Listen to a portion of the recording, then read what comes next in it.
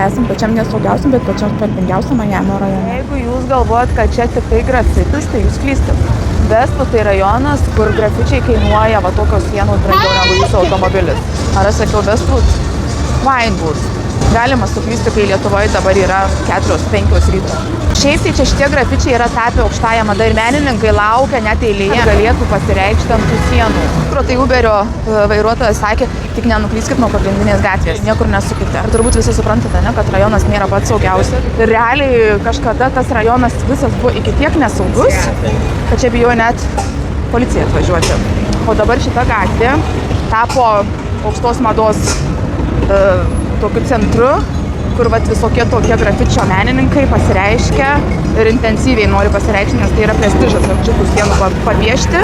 Faktas yra tas, kad jie nėra čia taip labai ilgam. Labai dažnai keičiasi ir kiekvieną kartą, tarkim, grįžus į Majamį, tu gali pamatyti tas gatves ir pasakyti, kad visai kitokia. Ir pasitaisau, va čia matosi, suklydau, kai sakiau Westwood, paskui kai Vinewood sakiau, iš tikrųjų tai yra Wynwood.